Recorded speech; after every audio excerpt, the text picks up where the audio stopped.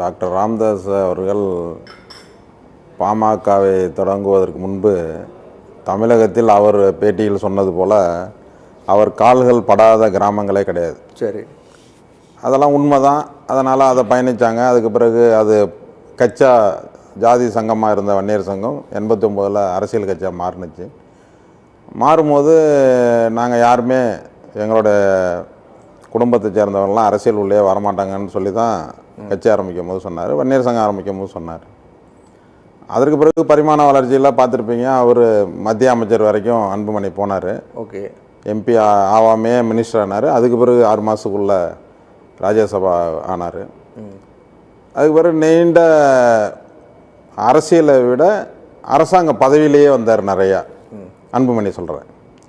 அப்படி வரும்போது கட்சியில் இருக்கிறவங்க அன்புமணியை பார்ப்பாங்களா ராமதாஸை பார்ப்பாங்களான்னு போது அன்புமணியை தான் எல்லோரும் போய் பார்ப்பாங்க. ஏன்னா அவர் அதிகாரத்தில் மந்திரியாகவும் இருந்துட்டார்.